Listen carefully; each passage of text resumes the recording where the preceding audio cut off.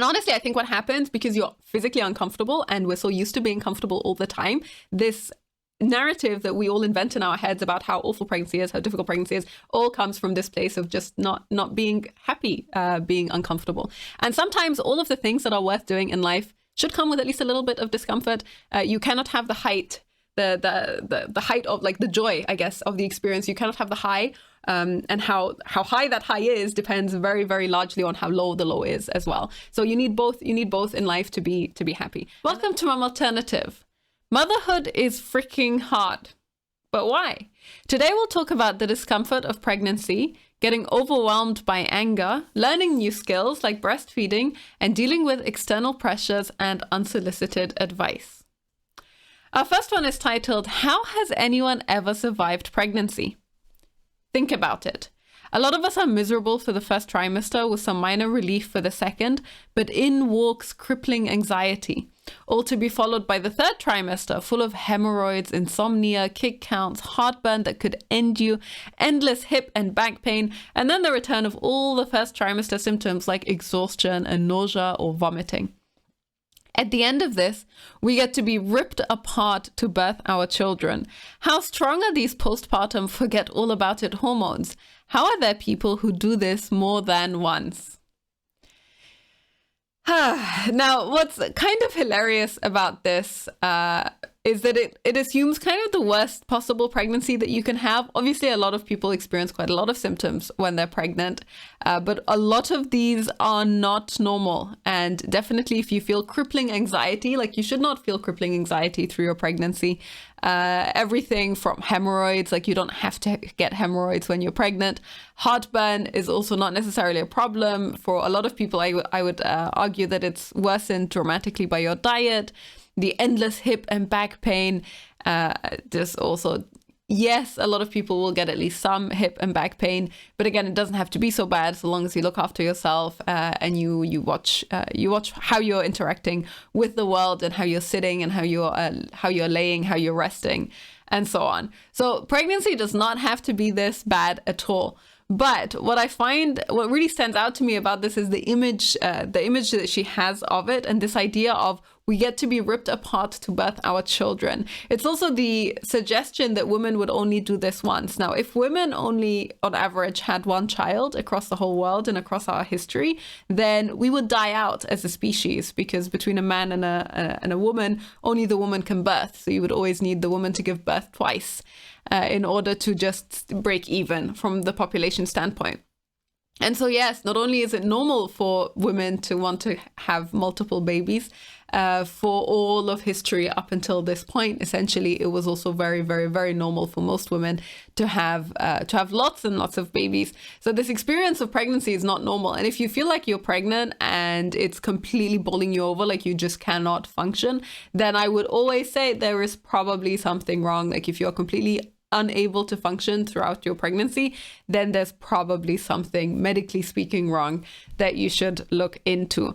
What I think we have developed as a society nowadays is this idea, like this really intense appreciation for comfort. Pregnancy is often uncomfortable. Even if you don't consider it painful, even if you don't experience so many of these symptoms that you're actually sick all the time and you need medical assistance, you're probably going to be physically uncomfortable. You're probably still going to look at yourself in the mirror and not recognize yourself. You're probably still going to have a hard time just being mobile and doing the things that you used to be able to do, getting up and sitting down and laying down, like all of these things that we're very used to doing with our bodies. When you're pregnant, everything can get just a little bit harder. And this is the case. And honestly, I think what happens, because you're physically uncomfortable and we're so used to being comfortable all the time, this narrative that we all invent in our heads about how awful pregnancy is, how difficult pregnancy is, all comes from this place of just not being happy, being uncomfortable. And sometimes all of the things that are worth doing in life should come with at least a little bit of discomfort.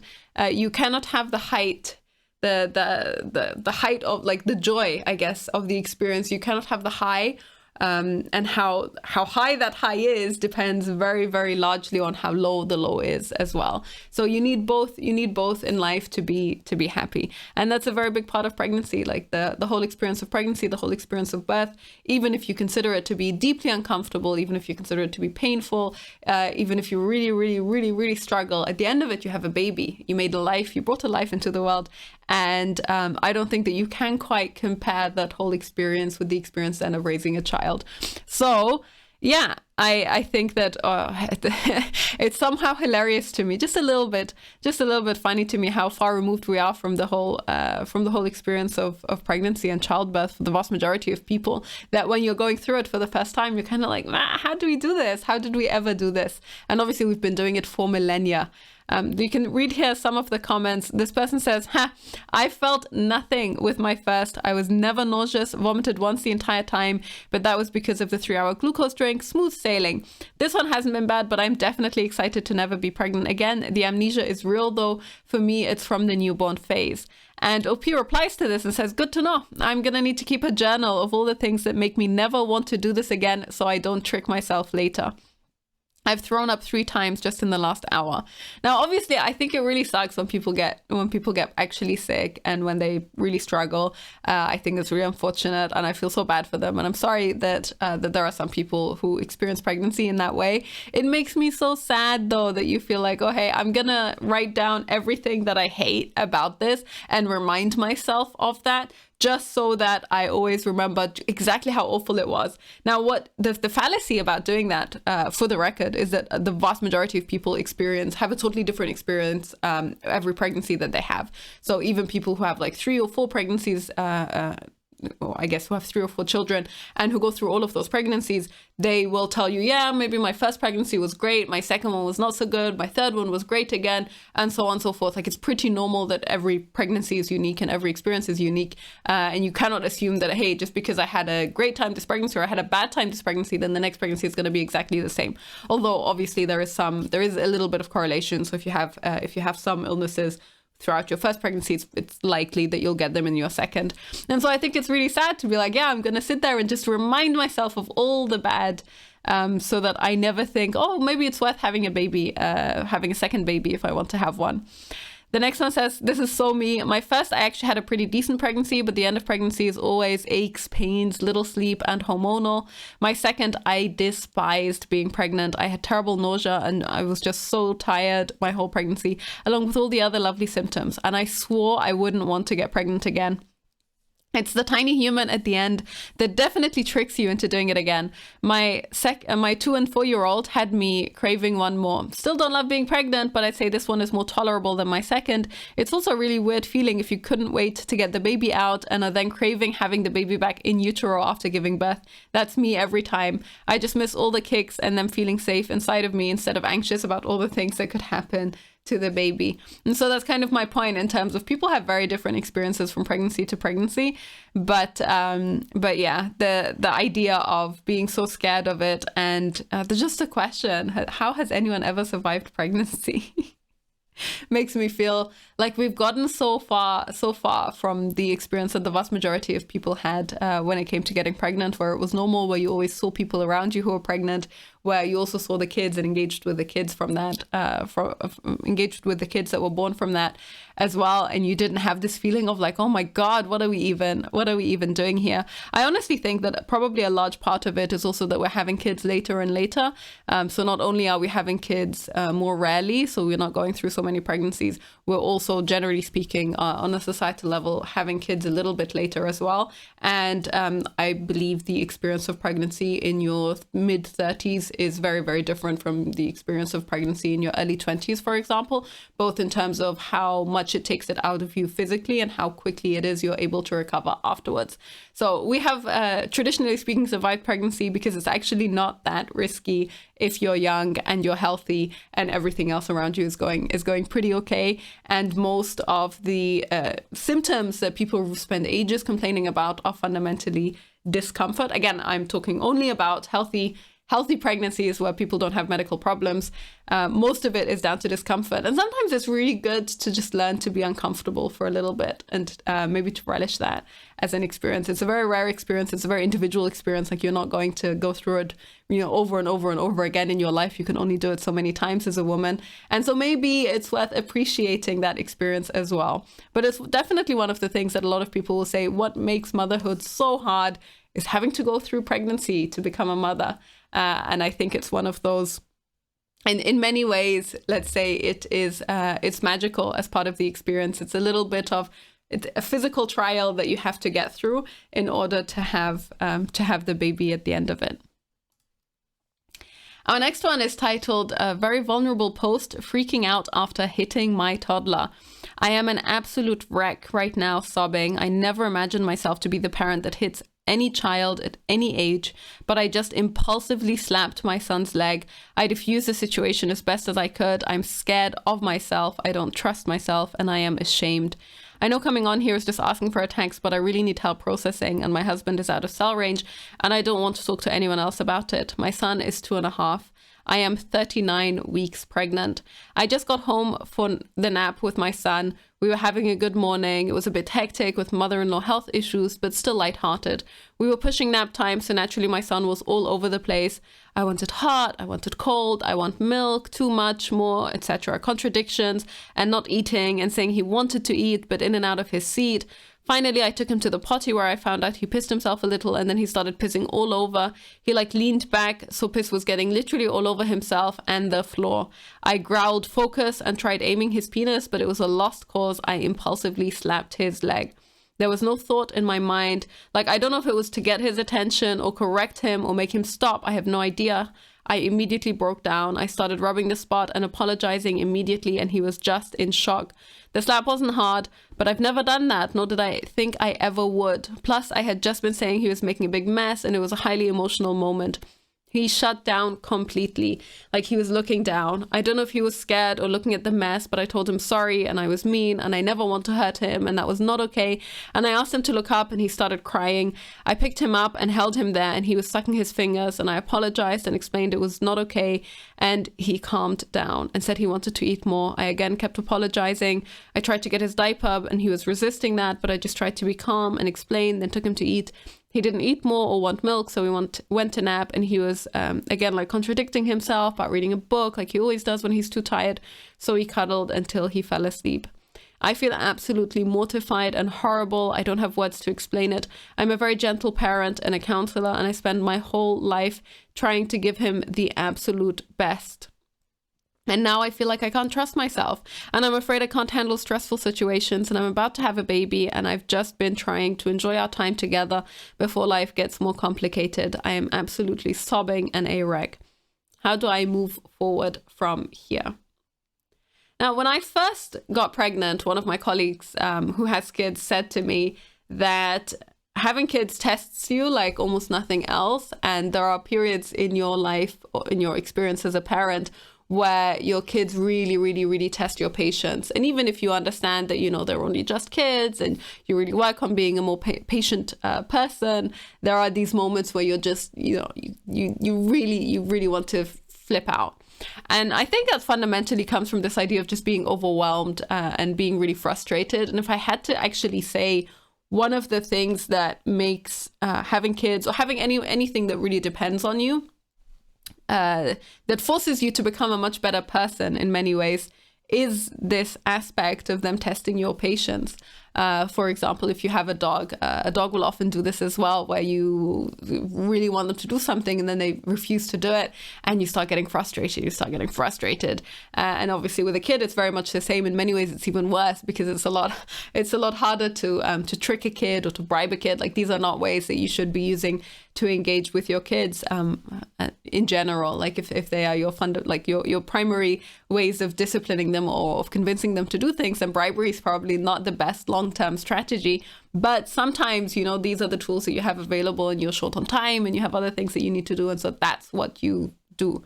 And so in many ways, if you actually if you have a kid and you approach it from the perspective of, I want to become the best possible parent, then it will force you to be a much more patient person just by the nature of having kids and dealing with them. Obviously, it really sucks for her, and I feel really bad for her. It sounds like, I mean, who knows how hard she slapped his leg. It sounds to me like she was trying to get his attention, but if she slapped his leg pretty hard, then I can totally understand freaking out to this extent and being like, I don't know what came over me, and I completely messed up. And obviously, I think she freaked out a little bit too much in terms of her response was so heightened and emotional that the kid got freaked out and was like, I don't understand what's going on. Presumably, if the slap itself didn't hurt that much, then that was one of the reasons that he also freaked out and got a bit scared and uncertain. So this is one of the aspects of having a child that makes it difficult, because suddenly the amount of stress that's placed on you and your ability to regulate your emotions is on a completely different level from what it used to be like before you had kids. And that transition, even if you imagine yourself to be the most perfect, most patient person in the world, actually dealing with that transition and experiencing that in the real world, it often doesn't work that way. You can see some of the comments here. This person says, not sure what other people will say since hitting is a huge no, but I personally would just move on and be more mindful in stressful situations. We're human too, and we're learning too. It was a mistake for sure, but is it irreversible damage? No. You apologized, explained it was wrong, explained why you responded like that. Should you feel bad? Yeah, I think so. But take it as a learning experience. I have reacted like this before too. I felt awful. Talked to my son about it, apologized and explained why it's not right. I did a lot of research and reading on triggers and overall being overwhelmed or overstimulated. I never in my life thought I would lay a hand on my kids until I reacted just like you, not even thinking about it. This is actually quite terrifying to me in terms of it seems very, very easy for a lot of people to just have this knee-jerk response. And then obviously after the fact, like, it's great that you apologize and you talk to your kid about it and you try to learn from the experience, and the worse you feel, then chances are the higher the likelihood that you won't do the same thing again. But that it seems to happen so impulsively and without any thought or self-control is actually quite terrifying to me, because one of the things that I have the biggest fear of is lashing out in that way. And so I hope that doesn't happen to me. Next person says, first, take a deep breath. You know it was wrong and you apologize to your child. His reaction was likely in response to your freaking out, breaking down, sobbing and telling him you're mean. He was probably like, what's happening? Your freak out likely made the situation even worse. You'll need to come up with ways to remain calm in stressful situations so that, of course, you don't hit your children, but also to handle yourself better so you aren't a freaking out, sobbing mess, which can really alarm your kids since they're too young to understand what's happening. Of course, there's nothing wrong with showing our kids our emotions to let them know it's okay to show theirs, but we also don't want to scare them. I'm sorry this happened, but from the way you feel about it, I'm certain you won't make the same mistake again. And I do like that point in terms of how you deal with the fallout of making a mistake or of freaking out or of hitting your child by accident is equally as important as avoiding the behavior that you don't want to exhibit anymore as well. Because I think it's important that you teach kids that making mistakes does happen, and the magic of apologizing really, because I think that's a very difficult lesson for a lot of people to learn. And the final one says, taking care of young kids is the most stressful thing ever, and every single parent loses it at one point. Well, more than one point. There are countless times I wish I'd been gentler, calmer, kinder, but being hard on yourself does no good. Motherhood is hard, and you're obviously a great, loving mother. You just need to decompress and take yourself down off the ledge. No parent is perfect. Relax, regroup, and let it go. I find it always stands out to me whenever people have these mistakes, and obviously she wrote this thread because she wanted a little bit of comfort from people as well. And everyone always focuses on this idea of like, don't beat yourself up about it. Everyone makes mistakes. And obviously these things are true. But I always feel that I come from a household in which I would say my parents never really owned up to making mistakes. And so a big part of me does think, yeah, no, you know what? It's good when people feel guilty, and it's good when people are open about it. And it's great when people have the courage to stand in front of their kids and the humility to stand in front of their kids and say, yeah, sorry, I messed up there. So I think that's a big part of being a parent that I hope that everyone tries to emulate.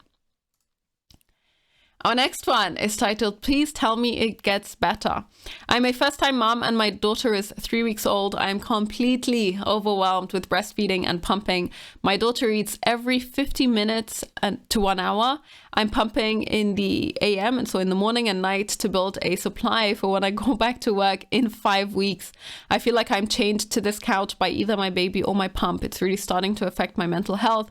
As someone who's always on the go and likes to be doing things around the house, I have looked into getting a hands-free pump, but feel like I should give my electric pump a shot first and get familiar with using this first. Is this crazy and demanding schedule just because my baby is a newborn and I'm feeding her while trying to build a supply through pumping? Is it always this demanding in the beginning? Does it get better? Because I'm a first-time mom and I don't know what to expect, I feel so overwhelmed and can't see the forest through the trees. I'm having so much anxiety about the future and feel like I'll be doing this forever. My husband is so supportive, but I find myself resenting him when he says, I think she's hungry or she's rooting, when I just fed her like 30 minutes ago. I cannot even imagine going back to work and keeping up the schedule. How do you mamas do it? I assume when I'm back to work, I'll be breastfeeding less and pumping more throughout the day to supplement. How does everyone else do it? I know my baby eats more frequently than most babies, I assume, so that maybe that's part of it. But right now, I just want to cry and give up. Now, what's really horrifying to me about this one is her daughter is 3 weeks old and she has to go back to work in 5 weeks. Now, I know that there are a lot of places in the world where 8 weeks of maternity leave is normal, but oh my God, like that's already crazy stressful. And then the rest of it kind of boggles my mind as well. So her daughter eats every 50 minutes to 1 hour, which is pretty often. Like for a 3-week-old, that's too often, I would say. However, if she's pumping in between those, then that means that her breasts don't get enough of a break, that they actually fill up with milk again. And so the next time the baby nurses, the baby does not have the opportunity to get full. So every time she's nursing little amounts, and she never actually experiences being full. That's honestly what I would assume is happening. I don't think it's reasonable to try and build a stash already when you're nursing a 3-week-old baby. I think that's a little bit too soon. Like, you need to give your baby some time to breastfeed first and to have the supply that you need to build up the volume that the baby needs. And then maybe you pump a little bit on top of that, usually, I guess, right after a nursing session. So you breastfeed, you pump a bit to get as much out as you can, and then you try and wait as long as possible before the next time you nurse, and then you do the same thing over and over and over again. And eventually you will build a supply through that, and your supply will be higher than what the baby needs because you stimulate a little bit extra with the pumping. But could you do it in 8 weeks? Honestly, I don't know. 8 weeks just seems very, very, very short to me if you're going to be determined to breastfeed. And I feel kind of terrible for her that she has to be in this type of situation. This point around getting resentful when the husband says, hey, I think she's hungry again. I'm pretty sure that every first-time mom goes through that at least a little bit, where at the beginning you're like, God damn it, but I literally just fed her. Why are you doing this? Are you sure that there's nothing else that anyone else can do? And I think that a big part of that, honestly, is mindset, and trying to switch your mindset around from like, why can't anyone else? Like, why do I have to be the one that does this? Instead, you can say, isn't it amazing that I'm the one that can soothe her, and that I'm such a source of comfort for her? And I know that saying, hey, change your mindset is not so easy, but truly it makes such a big difference when you don't approach it from this position of frustration and resentment. So yeah, I think that breastfeeding in and of itself is a really big part of motherhood for the vast majority of mothers that we don't have a lot of experience with. We don't get to see other people doing it very often, and we don't have the kind of support network or the education that you need in order to be able to do it well. And that's why this is one of the topics that I'm super passionate about on this channel, because people seem to have very, I want to say misconceptions, but at the very least they just have a very negative idea of how it works and how it should work. And I think that that's largely because of stresses like having to go back to work after 8 weeks, or because of stresses like, babies need to nurse really very often at the beginning. Not quite this often though. And it's this aspect of not really knowing what's normal and what isn't normal. So you don't exactly know what to expect. To see some of the comments here. This one says, we've all been there. It's just not talked about enough. Unfortunately, it really is overwhelming. I cried every time I nursed my son because I just felt like a milk machine who stayed glued to the couch all day. I had no sense of what day or what time it was. I wasn't sleeping because my son was up every hour. It does get better though. I promise your baby will start to become more predictable as they get older, and soon they will have some sort of a routine. For us, it started when my son was about 6 weeks old. Hang in there. I know it's easier said than done, but we have all been there, and your feelings are 100% valid. We are so hardworking and we never get much credit for it. You're doing an amazing job. This kind of really highlights my point here when she says, I just felt like a milk machine who stayed glued to the couch all day. And that's very much the narrative that you tell yourself. So yeah, I spent quite a lot of time glued to my couch in those first few weeks as well. But honestly, I spent most of it watching Netflix and watching K-dramas and just relaxing. And that made it way less stressful because I just didn't think, oh, this is a problem. Like, I want to be doing something else. If you just accept that this is a season and it's a pretty short season in your life, and this is all you'll be doing for that period of time, and you just own it, you can treat it like a holiday, a couchcation, then that's it. Then that's all there is to it. Then it does not get so stressful for you. Next one here says, babies eat a lot. Every hour is normal. Their stomachs are little, but they feed often. This is standard.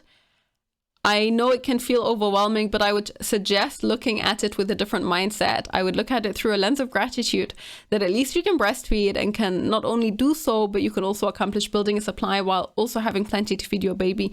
Be thankful that you have a husband who is not only supportive, but can see feeding cues and help you register them before the baby gets incredibly fussy and it's even harder to feed her.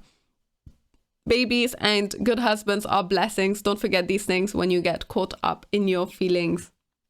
And so at least I'm not the only person who says, changing your mindset makes a really, really big difference in terms of how exhausting and how overwhelming the first period of being a mother can be.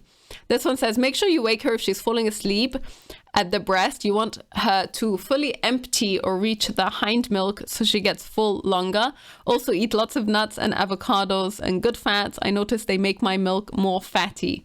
Good fats. You shouldn't need to pump that often if she's fully nursing. I save about 6 ounces a day from pumping and I'm content with my stash. Your mental health is important for a good milk supply, so take a breather and to take it easy. You got this. I felt like giving up some days, but it will get better. They are worth it. And I wanted to highlight this one just because I find this statement that people say, eat lots of nuts and avocados, eat good fats. So if you want to eat good fats, eat animal fats from healthy animals.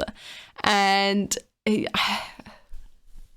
eating nuts and avocados will not change the composition of your milk. So when people say, if I eat lots of fat, then I'm going to have fatty milk, that's not how that works.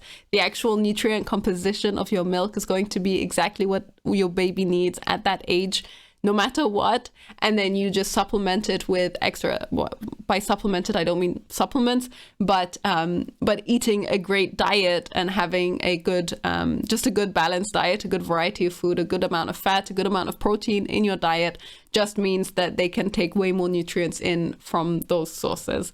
But God, just people always find the things that they, that make sense to them, that maybe make sense from their experience, and then they always give them as advice as if that's the thing that's going to really dramatically change how often you need to breastfeed is if you eat more nuts. Like, that's not going to be the thing that changes your experience of breastfeeding, okay? Next one says, labor happening on its own versus induction. I'm 32 weeks and 1 day pregnant. I'm a first-time mom. I'm a very small, petite person, so my belly looks really big. Because of this, my family thinks I'll have to be induced because they think the baby is too big. For your info, the doctor has said nothing and has expressed zero concerns of the baby being too big so far. Because my family thinks this, they think I would have to be induced, so that I should just go ahead and be induced when I'm 39 weeks. I don't want to be induced unless medically necessary. I want my baby to come when he is ready. I'm a first-time mom and never have been pregnant or given birth before, so I have no clue what to do. I have had people say to not get induced unless necessary, and I have had people say to be induced if I can at 39 weeks. I have a coworker coworker who was told she had to be induced because her baby was going to be 10 pounds. She got induced, had complications, ended up having an emergency C-section, and her baby was not even close to 10 pounds. I think she said he was around 7 pounds, and she thinks being induced was not necessary for her. I don't know what to do, and now I'm getting closer to my due date. I'm stressed on what to decide if given the decision. Any advice? Now, what is actually completely ridiculous about this particular one is that it's not even the doctor that's trying to push an induction that's not medically necessary. It's her family. And her family thinks that they can push an induction based on the size of her belly when she's if you have a small torso, then your belly looks a lot bigger than if you have a tall torso. It's completely obnoxious and ridiculous. And the fact that you would even have this conversation, like, I would just be like, cool, thanks, bye. This is not something that your family gets a vote in. And the addition, like this pressure from everyone else around you about the types of decisions that you should make for yourself when you're a pregnant woman, kind of just it's so annoying. It's so annoying. So yes, no, in general, I'm very much a firm believer in allowing labor to happen on its own as much as possible. I think this whole idea of an elective induction is like just something that we invented very recently for our own convenience. I think it's intensely selfish, whether it's selfish from like the doctor's end because they just want, the schedule, they want to be able to plan their holidays or whatever. So they try to schedule inductions for people, or the mothers who decide to induce their kids also because they want to plan around whatever is going on in their lives. Like, I think fundamentally we have been giving birth naturally for, again, millennia, and babies know when they are ready to be born, and we should allow them to decide that as much as possible.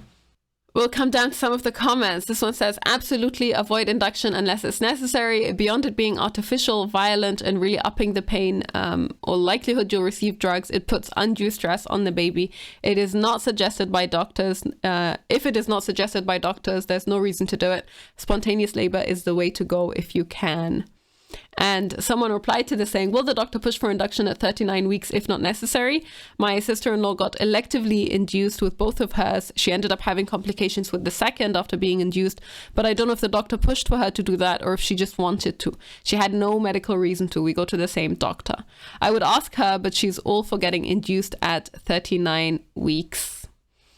And the person replies, if they do, it's purely out of convenience. If you have elevated blood pressure or the baby has weird heartbeats, that they could give that as a reason. But if there's nothing unusual happening and they suggest it, they're purely just trying to organize their schedule, and you can absolutely say no. Honestly, everyone can do their own research in terms of deciding about whether you want to get induced or not. But yeah, this thing where you just decide to do it because it's convenient for whoever is terrible. It's terrible. Also, in general, the deciding to do it because you're scared that your belly is just too big kind of boggles my mind.